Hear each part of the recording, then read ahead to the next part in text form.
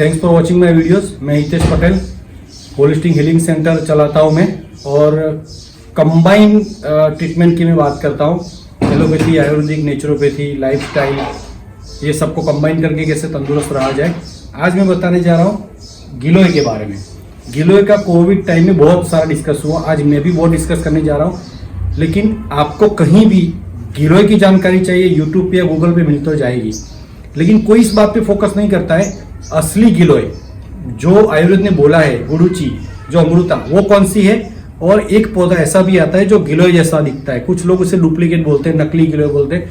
नकली जैसा कुछ होता नहीं है, कुदरत की बनाई हुई दोनों पौधे हैं। एक गिलोय है जिसको हम गिलोय बोलते हैं, दूसरे को हम गिलोय नहीं बोल सकते, लेकिन गिलोय जैसा दिखता है। महाराष्ट्र में, मुंबई में जसलोक हॉस्पिटल में 5-6 केसेस ऐसे आए थे जिनके लीवर डैमेज थे, और उन लोगों में एक कॉमन बात निकली, सबने गिलोय का सेवन किया था ज़्यादा मात्रा में। तो आयुर्वेद विशेषज्ञों की ये राय थी कि या गिलोय गलत ली है, या गिलोय का उपयोग ज़्यादा मात्रा में किया है, या सही ढंग से उसका उपयोग नहीं किया है। तो मैंने पहले भी बताया है, एक बात मैं बता रहा हूँ, अति सदा वर्ज्यते, किसी भी चीज़ की अति नहीं करनी है। दूसरा, उसका प्रॉपर गाइडेंस आपके पास होना चाहिए, आपकी प्रकृति क्या है, तासीर क्या है, कितनी मात्रा में इसको लेना चाहिए और किस तरह से इसका यूज़ करना चाहिए, ये समझना जरूरी है। आगे इस वीडियो में मैं सब डिटेल में बताऊंगा, लेकिन पहले मैं क्लेरिफिकेशन कर दूं असली गिलोय क्या है। मेरे घर पे ही ये पौधा है जिसको गिलोय की वेल बोलते हैं, जो जैसे ये वेल है। अब इसके ऊपर एक सिल्वर कोटिंग जैसा होता है, जैसे ये भी है, ये भी है, ये सिल्वर कोटिंग जैसा है। अब इसको जैसे मैं खुरेलूंगा नाखून से और निकालूंगा तो अंदर से ग्रीन, पूरा ग्रीन स्टेम निकलेगा। आप देख रहे हो, ये पूरा ग्रीन स्टेम दिख रहा है, ठीक है। जो दूसरा वाला पौधा है जिसको टीनोस्पोरा क्रिस्पा बोलते हैं, और इसको ओरिजिनल वाली गिलोय जो हम बोलते हैं उसको टीनोस्पोरा कॉर्डिफोलिया बोलते हैं। ये कॉर्डिफोलिया वाला है जिसका शेप, पत्ते का शेप हार्ट टाइप होता है। ये जैसे पत्ता है, इसमें हार्ट शेप होता है, इसके बीच में इस तरह से नोच होती है, बाकी पूरा शेप हार्ट जैसा होता है। दूसरा, इसके ये डंठल को हम काटते हैं तो उसके अंदर से चिकना प्रवाही जैसा पदार्थ मिलता है, पानी जैसा। जबकि टीनोस्पोरा क्रिस्पा जो बोल रहा हूं, जिसको हमें यूज नहीं करना है, उसको काटते हैं तो उसके अंदर से दूध जैसा प्रवाही निकलता है। और दूसरा, उसकी स्टेम में से जैसे मैंने सिल्वर पत्ता ऊपर से लेयर हटा के पूरा डार्क ग्रीन, बॉटल ग्रीन जैसा पूरा तना निकला है, वो उसमें से नहीं निकलता है। तो ये पहचान है हमें कौन सी गिलोय यूज करनी है। ये वाली गिलोय यूज करनी है, अमृता, गुरुची जिसका नाम है, गुजराती में गौरव बोलते हैं। लीवर की ताकत बढ़ती है, लीवर रीजनरेट होता है, लीवर में सेल नहीं बनते हैं। कामला बोलते हैं जॉन्डिस जिसको, ऐसी बड़ी बड़ी बीमारियों में, लीवर सिरोसिस में भी वो काम करती है। तो इसको किस तरह से यूज करना है, कितनी मात्रा में लेना है, ये सब जानकारी मैं मेरे वीडियो में देने जा रहा हूं। तो वीडियो में मेरे अंत तक बने रहे, पूरी डिटेल समझिए, जानिए और फिर इसका उपयोग कीजिए। धन्यवाद। कफ, पित्त, वात तीनों में काम करती है। ये गुरु है। कफ के लिए देखने जाओ तो कफ रिलेटेड जितनी भी बीमारी है, ये वो वाला कफ तो है ही, खांसी, बलगम, सर्दी, जुकाम, वो वाला कफ तो है ही। लेकिन जिसको धातुगत कफ बोलते हैं, मतलब कि आपके खून में एंटर हो गया है, जो ज्यादा डीप चला गया है, आपके बॉडी के नेचर में क्रिएट हो गया है कफ, उसकी बात कर रहा हूँ। वही बात की बात करूंगा, वही पित्त की बात करूंगा।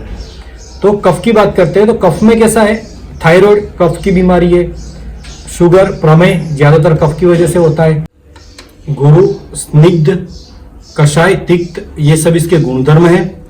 तो इस गुणधर्म की वजह से ही हम जान पाते हैं कि ये किस किस चीज़ों में काम आती है। जैसे फेफड़े की तकलीफ हो, फिर दूसरा इसका जो गुणधर्म है उसकी वजह से वो स्केलेटल सिस्टम, हमारा मज्जा तंत्र, अस्थि धातु पे ये अच्छा खासा प्रभाव करता है। ये वृक्ष है।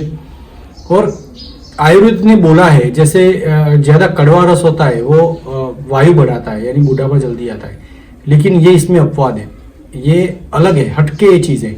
क्यों? क्योंकि इसमें भी कड़वा रस है, लेकिन फिर भी ये वयस्थापन में श्रेष्ठ है। मतलब जैसे आंवला वयस्थापन में श्रेष्ठ है, आंवला से इंसान की आयु रुक जाती है, वैसे ये गिलोय का यूज करने से भी रुक जाती है। आयु रुकने का मतलब ऐसा नहीं है, इंटरनल ऑर्गन्स जो होते हैं वो हमारे क्लीन होते हैं, टॉक्सिन्स निकलते हैं, वो सब ऑर्गन को, जैसे किडनी, लीवर, हार्ट, ये सबको पावर मिलती है, एक ताकत मिलती है, और उसको नया जीवन मिलता है। तो ऑब्वियसली हमारी आयु बढ़ती है, मतलब कि जितना हम जीते अच्छी तरह से जीते हैं। तो बोलने का मतलब मेरा ऐसा है कि ये कफ वाली बीमारी में काम करती है। और मेद जो रोग है, जैसे शरीर में चर्बी का बढ़ना, ओबेसिटी बोलते हैं, तो उनमें भी ये काम करता है इसको। लेकिन इसका सेवन गिलोय का किस चीज के साथ किया जाए, उस हिसाब से ये अलग अलग बीमारियों पे प्रभाव करता है। मैं अंत में बताऊंगा किस तरह से इसका उपयोग करना है, कौन सी बीमारी में किस तरह से इसका सेवन करना है। आगे बढ़ते हैं। अब बात करते हैं पित्त की। काफी लोगों को ऐसा होता है, आंखें गर्म रहती है, बाल झड़ते हैं, फिर सिर में एक किस्म की गर्मी रहती है, मुंह में छाले हो जाते हैं, शरीर में अंदर से जैसे हीट जैसा लगता है, जैसे ऐसा लगता है कि मुझे अंदर से कोई बुखार है, हाथ पांव के तलवों में जलन रहती है, एसिडिटी है, पेट में अल्सर है। ये सब चीज जो पित्त जनक बीमारी है, जिसके बॉडी में पित्त का प्रकोप है, उसमें भी गिलोय गुणकारी है। गिलोय का सेवन करने से ये सब बीमारियां दूर होती है। फिर आते हैं वात, मतलब वायु का प्रकोप जिसके शरीर में होता है, गठिया वात जिसको बोलते हैं, और यूरिक एसिड की तकलीफ है, जिसको यूरिक एसिड बढ़ता है, जो धातुगत आम बोलते हैं, जो शरीर के अंदर पचा नहीं है, जो खुराक हजम नहीं हुआ है, वो विष में कन्वर्ट हो गया, वो एक्सेस है बॉडी के अंदर, उसमें प्रभाव करती है। और किस तरह से, जैसे मैंने बोला कफ प्रकोप में काम करती है, कफ की बीमारी को मिटाती है। तो जैसे अभी फाइब्रोइड्स होती है, ज्यादातर महिलाओं को गर्भाशय में गांठें बनना, तो वो भी एक किस्म का मेद रोग है, और वो मेद रोग मतलब कफजन्य रोग है, उसमें भी गिलोय काम करती है। तो बोलने का मतलब मेरा ऐसा है कि कफ पित्त वायु तीनों पे काम करती है। वायु की वजह से जैसे इंसान को नींद नहीं आती है, रात को सोने जाते हैं तब हाथ पांव खींचते हैं, इंसान स्पीड से बोलता है, ज्यादा सोचता है, उसमें शांति कम होती है, ठहराव कम होता है, ये वायु का प्रकोप होता है। जगह जगह पे दर्द होना, जॉइंट्स पेन होना, कहीं सूजन होना, ये सब चीजों वायु की वजह से होती है। तो ये सब में भी गिलोय का प्रभाव अच्छा है। बोलने जाऊंगा तो और भी काफी बातें इतनी डिटेल में होगी, शायद मैं एक दो चीज भूल भी जा सकता हूँ, क्योंकि इतना लंबा लिस्ट होता है। और कफ पित्त वायु तीनों से ही बीमारियां होती है, तीनों के इम्बैलेंस से, तीनों के बिगड़ने से, मतलब आप समझ सकते हो ऑलमोस्ट सब बीमारियों में ये गुण करेगा। लेकिन समझने वाली बात यह है कि इसको यूज कैसे करना है। जैसे गिलोय का चूर्ण यूज कर सकते हैं, गिलोय का काढ़ा बना के यूज कर सकते हैं। तैयार औषधि आती है, एक औषधि आती है रसायन चूर्ण करके, जिसमें गिलोय, गोक्षुर और आंवला तीन चीजों का कॉम्बिनेशन है, और तीनों तीन वयस्थापन है, वो रसायन गुण है, इंसान को यंग बनाने में काम करती है। उसका गाय के दूध के साथ सेवन करने का शास्त्रों में उल्लेख है। रसायन चूर्ण के अंदर थोड़ा घी मिलाए, थोड़ा शहद। और एक बात याद रखना, जब भी रसायन चूर्ण के अंदर आप घी और शहद मिलाते हैं, शहद और घी विषम मात्रा में मिलाए, दोनों को सम मात्रा में अगर मिलाए तो वो पॉइजन हो जाता है। घी 1 चम्मच लेंगे तो शहद 2 चम्मच लेंगे, शहद 1 चम्मच लेंगे तो घी 2 चम्मच लेंगे। उसका पेस्ट बना के चाटना है 1 चम्मच रसायन चूर्ण को, और उसके बाद गाय का दूध पीना है। इसके अंदर गिलोय है। अमृतारिष्ट करके तैयार काढ़ा मार्केट में मिलता है, बैद्यनाथ जंडू डाबर अच्छी कंपनी का आता है। मैं प्रीफर करता हूँ सबसे बेस्ट गिलोय ले आइए, टुकड़े सूखे हुए लकड़े के, आप घर पे बना के यूज कीजिए, ये सबसे बेस्ट है। लेकिन 90% लोगों के पास इतना टाइम नहीं है, न सुविधा है, इसलिए मैं आयुर्वेदिक औषधि का नाम दे रहा हूँ। तो अमृतारिष्ट करके भी एक बोतल आती है तैयार काढ़ा, उसको आप खाने के बाद दोनों टाइम समान मात्रा में जल मिला के, यानी 2 चम्मच औषधि ली, 2 चम्मच जल लिया, उसको मिला के कप में खाने के बाद 2 टाइम सेवन करना है। फिर इससे गोली आती है संशमनी वटी जिसको बोलते हैं, यानी टैबलेट फॉर्म में। कुछ लोग काढ़ा नहीं ले सकते तो टैबलेट यूज कर सकते हैं, 2 टैबलेट सुबह शाम दोनों टाइम। अगर आपको पाचन की समस्या है, पेट में गैस बनती है, डाइजेशन सही नहीं है, भूख कम लगती है, वजन कम है डाइजेशन की वजह से, तो ये गिलोय की जो वटी है, संशमनी वटी, उसको भूखे पेट लेना है। और अगर आपको पोषण के लिए लेना है, जैसे बाल बढ़ाने, आयु आपकी लंबी हो, लीवर रिजनरेट हो, शरीर के अंदर कुछ अच्छा न्यूट्रिशन मिले, आपका अच्छा ग्रोथ हो, बॉडी क्लीन हो, तो आपको खाने के बाद सेवन करना है।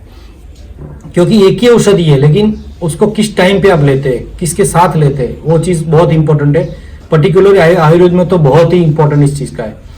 अब मैं गिलोय के काढ़े की बात कर रहा हूँ। गिलोय का टुकड़े ले आइए, उसको छोटे छोटे काट के रख दीजिए, वो सूख जाएंगे, या सूखे हुए ले आइए। अगर हरे ले आते तो भी चलेगा। पानी गर्म कीजिए 1 गिलास, उसके अंदर 2-3 टुकड़े डाल दीजिए, एक इंच के या 2-2 इंच के टुकड़े करके रख सकते हैं। रात भर उसको भिगो के रखिए, सुबह उसको अच्छे से हाथ से मसलना है। मसलने के बाद वो टुकड़े निकाल देना, पानी छान के पी लेना है। जिसको मेद रोग है, जिसके शरीर में चर्बी ज्यादा है, जिसको वजन कम करना है, उसको प्योर शहद के साथ इसका सेवन करना है। यही काढ़े के अंदर 1 चम्मच और शहद डाल दो, और याद रखिए उसको गर्म पानी में शहद नहीं डालना है।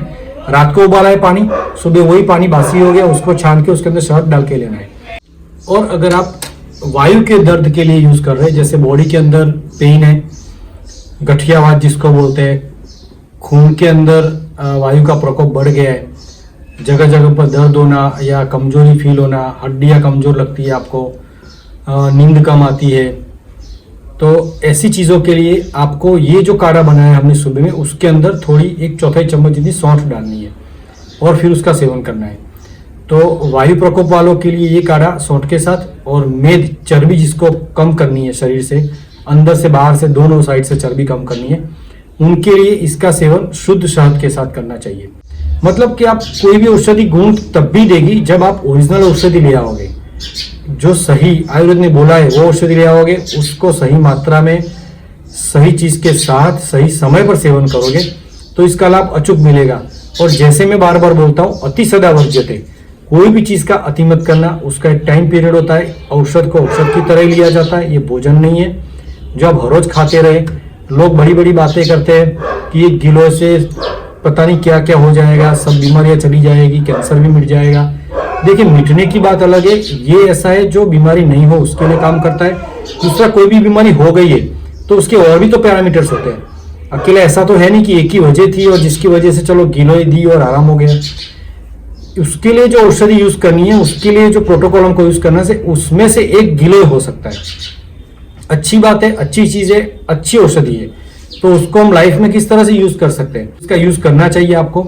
इसका उपयोग करना भी मैंने बता दिया, इसको यूज कीजिए। मेरा वीडियो आपको पसंद आया, आपने अगर मेरे चैनल को सब्सक्राइब नहीं किया तो प्लीज सब्सक्राइब कीजिए और वीडियो को मेरे शेयर और लाइक जरूर कीजिए। और आपकी कोई भी क्वेरी हो मुझे वीडियो में नीचे कमेंट कीजिए, मैं अचूक रिप्लाई दूंगा। Thank you very much.